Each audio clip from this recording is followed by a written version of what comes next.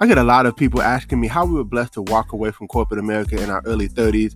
Well, listen, I don't want to keep that a secret. I want to share it with the world. And so maybe you're listening to this podcast and you're trying to figure out, how do I even get started on my journey of entrepreneurship and getting to a level of freedom? Well, text the word freedom to 737-777 9909. Enter your information in, and we look forward to sharing some information with you. A proven system with small overhead, right? That you can do part-time, spare time, right from the comfort of your home, and have amazing mentors, coaches, and a community of entrepreneurs who are willing to support you and help you on your journey to freedom.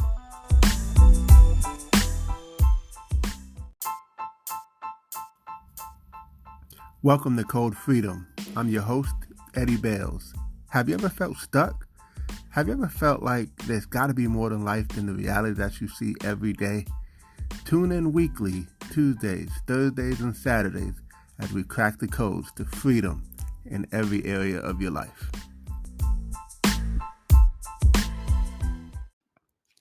Welcome to Code Freedom. I'm your host, Eddie Bales, and this is episode 88. And today, we're going to talk about Rhianna becoming a billionaire. We talked about LeBron hitting a billion. We might as well go ahead and talk about Rhianna. And there's a method. There's more to it than her being a billionaire. So stick with me.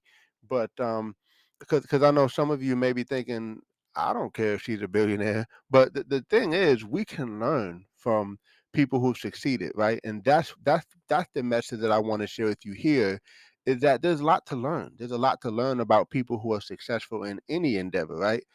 And you can learn from people who are failures, right? But today we're going to talk about people who have succeeded, and that is Rhianna. Matter of fact, uh, it was just headlined by Forbes on August the 4th, yesterday, that she has become a billionaire, and she is currently worth $1.7 billion. Now, here's what's fascinating about this: she is now the richest female singer on earth, right? And also, she is second to Oprah as far as the richest. She's now the second richest entertainer behind Oprah Winfrey, and so very, very interesting. And here's one of the biggest nuggets I'll drop on you right here is follow your passion. Like the Bible says your gift will make room for you. And so what is your passion? What are you really, really good at? What could you be the best at that nobody else could do better than you?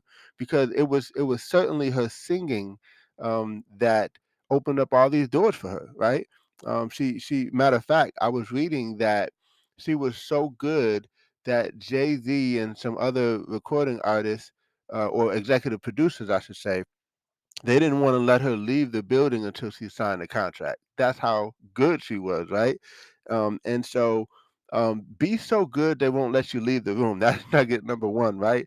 That you got to get a contract. You got to get ink on the sheet, or got to get a deal going because of how good you are. And that goes back to episode I talked about even in the beginning, is increasing your value. Once you become more valuable, and we can all do that, right? We can all become the best at whatever we do, whatever we like to do.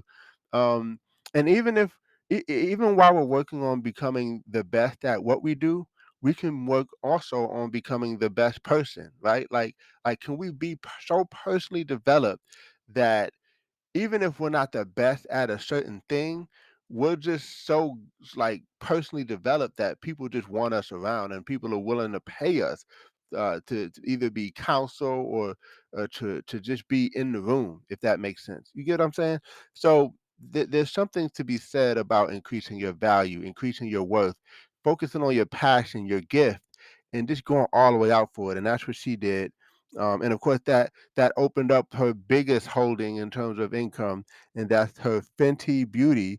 It's currently worth $1.4 billion, and she owns half of it. So that's where the majority of that wealth comes from. She also has, Savage X Fenty. It's a lingerie line, and she earns over 270 million on that. And of course, her music, and she's been in a few movies and a lot of other things, and so she's got a lot of good things going on. And again, Whether you like Rihanna or not, the whole point that we can learn from here is, can we learn something and just get really good at it, right?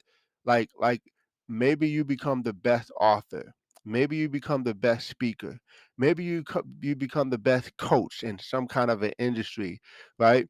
The best trainer, right? Whatever it is that you do, just learn to be the best. Focus on being the best. Work at getting to be the best. Surround yourself around the best. And I promise you, eventually you are going to be the best, right? And first off, you got to believe that you can be the best, right?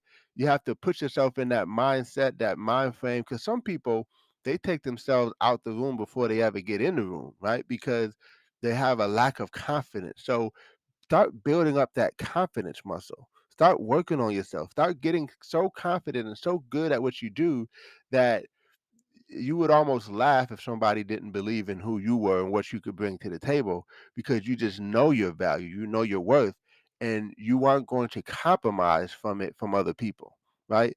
So, again, this is big time stuff right here, and you want to get to be the best in your industry, right? Get to be in the top 3%, the top 5%, and start to get to a place where you can become legendary, right? Where you can become sought after, where you can become one of the ones that people seek you out because of just the value that you brought. And that's one of the biggest things that I would say is, of course, she's got lots of opportunities that have come her way, but it all started with a girl in Barbados, right, who could sing, and she let her gift make room for her. And I pray that you will do the same thing. I pray that first off, you know what your gift is. And then once you learn what your gift is and your purpose and things of that nature, that you continue to work on it, that you continue to develop it, right? And here's the deal. I was on a coaching call with some of my mastermind leadership, and they were talking about accountability and measurability. And I'm not going to really go into a whole lot of detail on that, but have someone that can keep you accountable for your growth and measure your growth. Like how well are you growing year over year, month over month, day over day, right?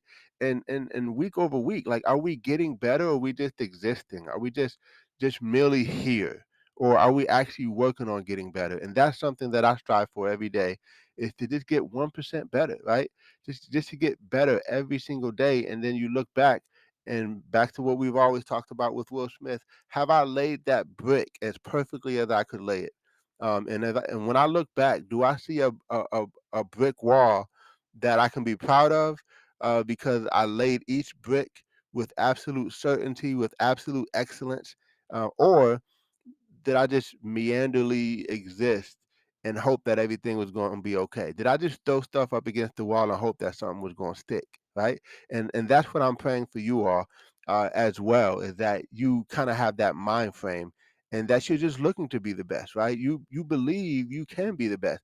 Now, here's one thing: if you just surround yourself around the best and listen to the best, you have a higher probability of getting to a place where you can be the best. So, and then get some mentors who see enough in you where they're willing to coach you and develop you. And not this weekend, but next weekend, I'll be in Las Vegas.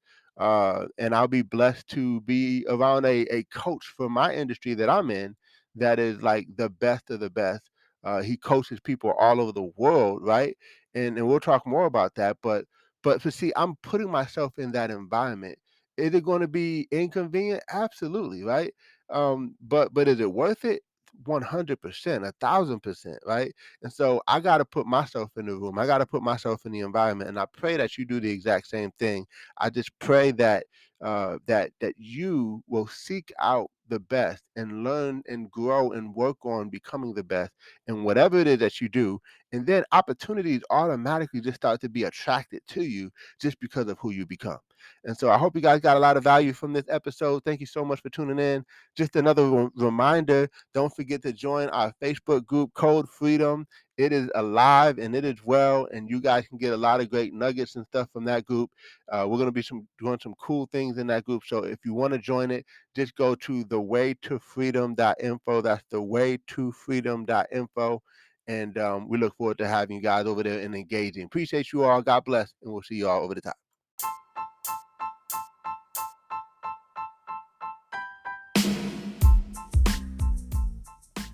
Thanks for tuning in. Appreciate you guys for listening.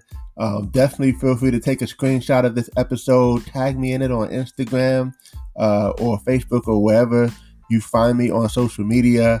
I would love to give you a shout out. Hey, you might even get a prize. Who knows? But excited that you had a chance to take a listen. I hope you got a lot of value. And definitely feel free to give us 5 stars as well as a review. Show us some love, and we appreciate you. God bless you all, and see you all over the top.